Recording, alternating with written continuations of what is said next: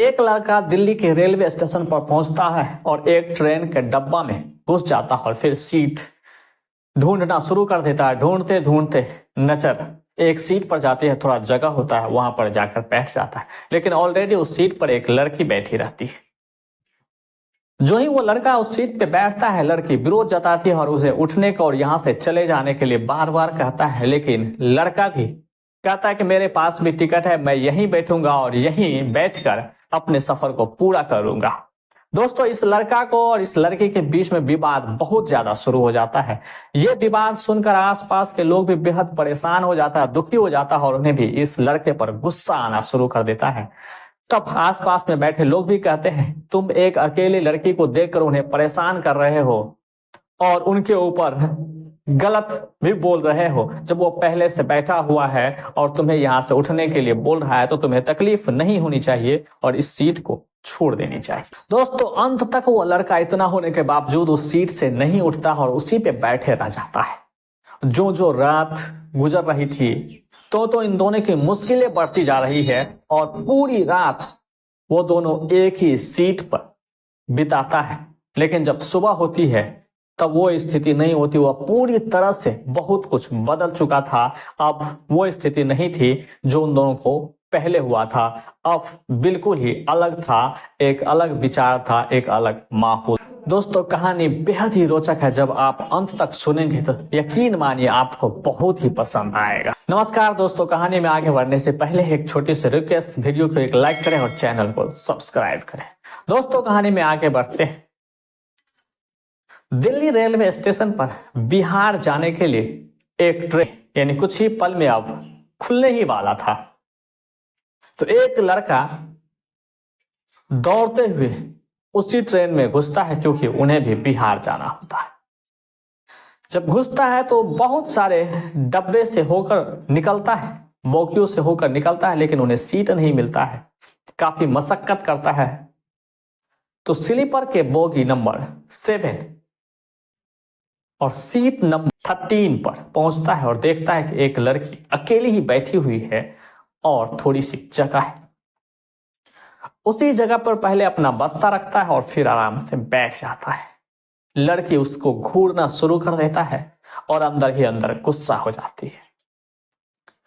तब पहले आराम से बोलती है कि आप यहां से उठ जाइए, यह मेरी सीट है।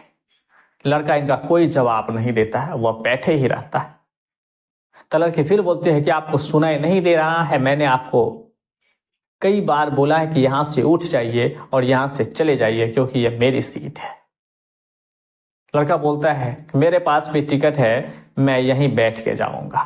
फिर दोनों के बीच बहुत कहासुनी होता, बहुत ज्यादा विवाद हो जाता है।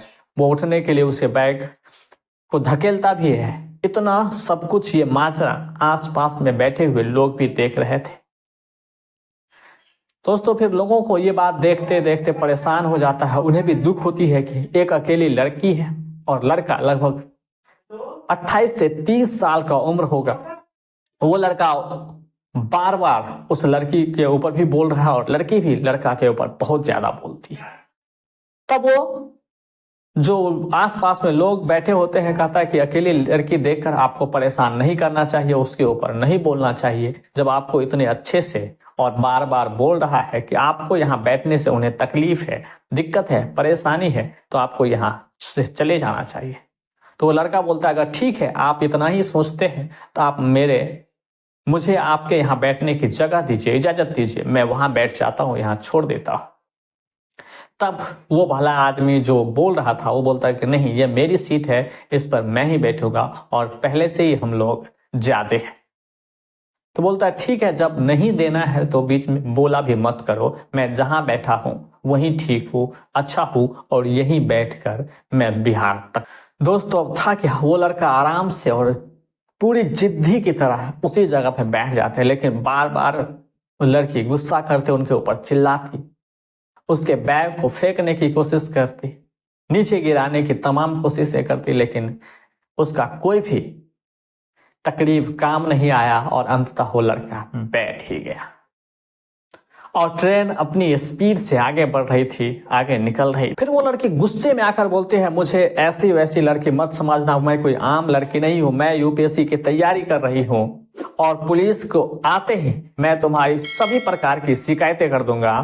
फिर लड़का बोलता है, ठीक है आने दो, जो होगा सो देखा जाएगा, क्योंकि मेरे पास भी टिकट है और मैं भी आराम से बैठा। दोस्तों बीच बीच में वो लड़की अपने पैर से उसको मारता, अपने पैर से उसको धक्का देता कि किसी तरह वो इन सब बातों को देखकर यहाँ से चले जाए और पूरी रात वो आराम से सोकर वो लड़की अपने घर तक पहुंचे, अपने स्थान तक पहुंचे। लेकिन इतने करने के बाद भी, इतना सब करने के बावजूद भी वो लड़का उस सीट से नहीं हटता है। लगभग रात हो चुकी होती है और उसी समय टीटी आता है। टीटी सभी का टिकट चेक करते हुए, देखते हुए आ रहा होता है। फिर इस लड़की के पास पहुंचता है और लड़की से कहता है, मैडम अपना टिकट दिखाइए। फिर लड़की अपने बैग में, अपने पॉकेट में और अलग अलग जगह पे हाथ घुसाती है और वो टिकट ढूंढने की तमाम कोशिशें करती है, लेकिन टिकट नहीं मिलता है। टीटी कहता है, मैडम जल्दी से अपना टिकट दिखाओ। लेकिन वो बैग में तो कभी इधर कभी उधर ढूंढती रहती है, अंत तक उसे टिकट नहीं मिलता है। टीटी कहता है कि मैडम आपके पास टिकट नहीं है, आपको टिकट बनाना पड़ेगा या फाइन भरना पड़ेगा। तो लड़की बोलती है कि नहीं, मैंने टिकट ली थी लेकिन मेरा टिकट मेरे रूम पर ही छूट चुका है। तो बोलता है, ये सब नहीं चलेगा, आपको 1900 रुपया देना पड़ेगा। अब लड़की घबरा जाती है। लड़की बोलती कि मेरा नाम सुशीला है, सर आप चेक कर लीजिए, मैंने टिकट लिया था।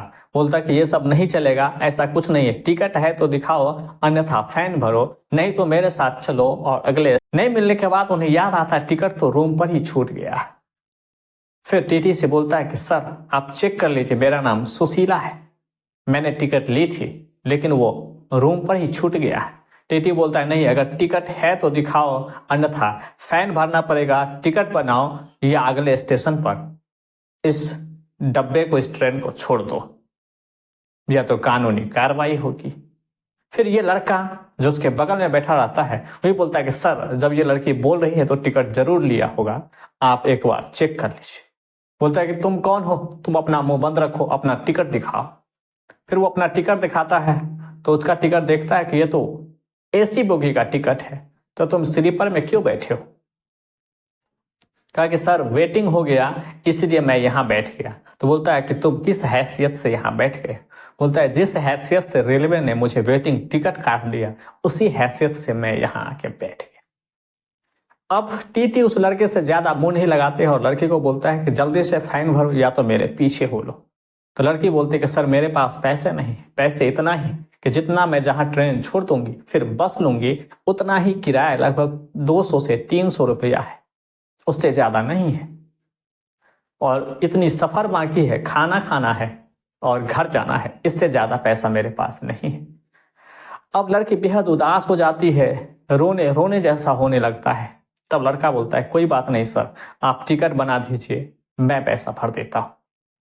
दोस्तों अब ये जो लड़का था 1900 रुपया उस लड़की के लिए भर देता है। टीटी टिकट बनाकर उस लड़के के हाथ में दे देता। अब लड़की का जो विचार था उस लड़के के प्रति अब पूरी तरह से बदल चुकी थी। पहले पैर मारती थी, बात बोलती थी, बात बात पे चिल्लाती थी, कुछ कुछ समय बाद यही हरकतें था। लेकिन अब लड़की ऐसा कुछ भी नहीं करता है, आधा सीट खाली कर देता है, कहता है सर आप सो जाइए, मैं आराम से बैठती हूँ, किताब पढ़ती हूँ और मुझे नहीं सोना है।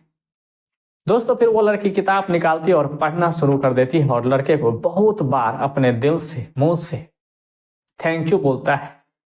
और आसपास में लोग भी देखकर चकित हो जाते हैं कि ये लड़का तो अच्छा निकला जिसे हम लोग भला बुरा कह रहे थे।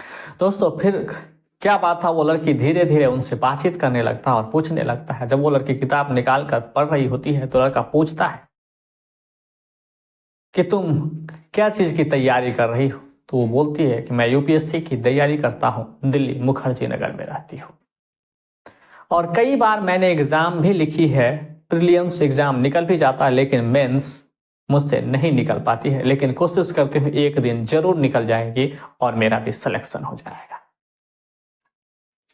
दोस्तों जब वो लड़का किताब लेता है और उनसे पूछने लगता है कुछ प्रश्न, तो लड़की को चकित हो जाता है कि तुम्हें ये सब कैसे पता। बोलता था कि मैं भी पहले यही करता था। तो लड़की बोलता है कि तुमने क्यों छोड़ दिया, तुम्हें और भी मेहनत करना चाहिए। तो लड़का बोलता है कि मैंने छोड़ा नहीं है, मेरा सिलेक्शन हो गया और बिहार अररिया में मैं एक पीसीएस अधिकारी हूँ। दोस्तों तब क्या था, ये लड़की ये शब्द सुनते ही चौंक जाती है। बोलता है कि सर मुझे माफ कर दीजिए, मैंने आपको बहुत भला बुरा कहा है। अगर आप ये बात पहले ही कह दिया होता तो मैं आपको कुछ नहीं बोलती, आराम से बैठने देती। दोस्तों फिर उनका नाम पूछता है आपका नाम क्या है।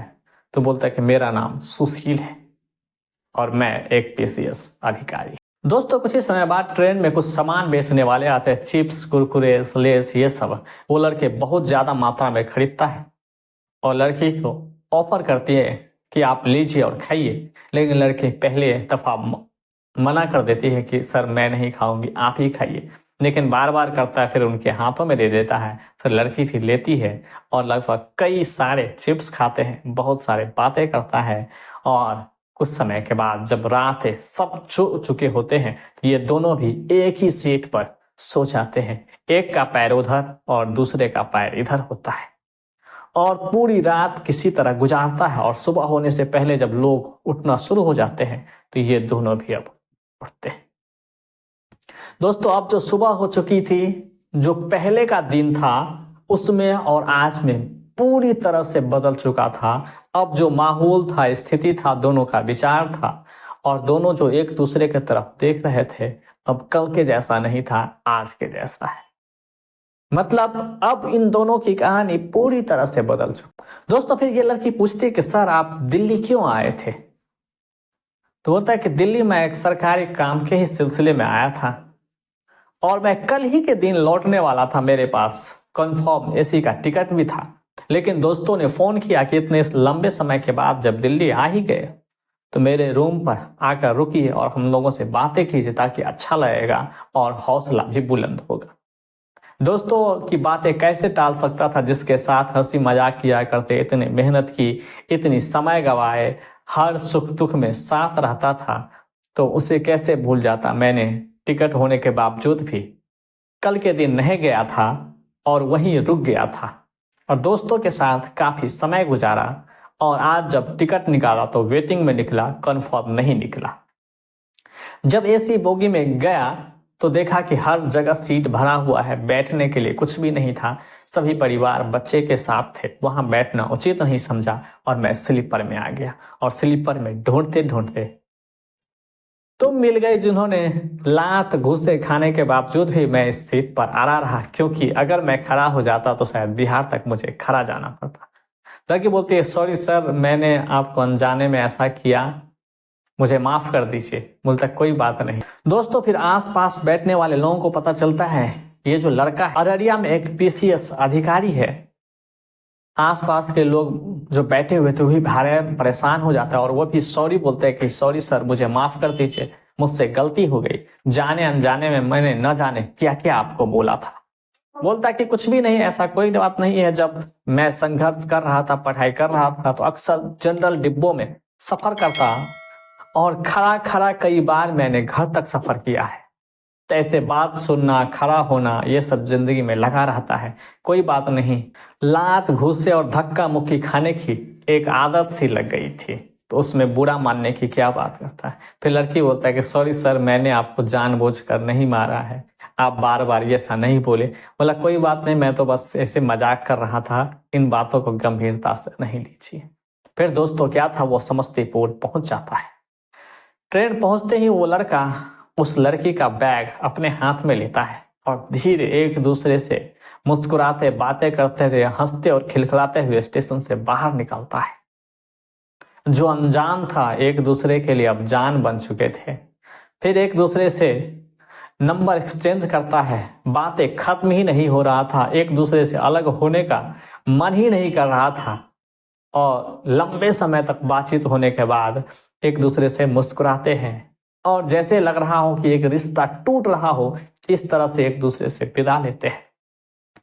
दोस्तों ये अररिया पहुंच जाते हैं अपने ड्यूटी पर, लेकिन जब भी समय मिलता है उन्हें बार बार कॉल करता है और इतनी ज़्यादा कॉल करता है, इतनी ज़्यादा बातचीत करता है कि उन्हें लगता है कि ये जो लड़की है बहुत साहसीन है, उनके अंदर बहुत ज़्यादा प्यार है, बात है और बहुत मेहनती है। बार बार सवाल पूछते, पढ़ाई लिखाई से मिलता जुलता बात करता और सवालों पे डिस्कस करता, कोई कोई टॉपिक लेता, उसी पे बहस करता।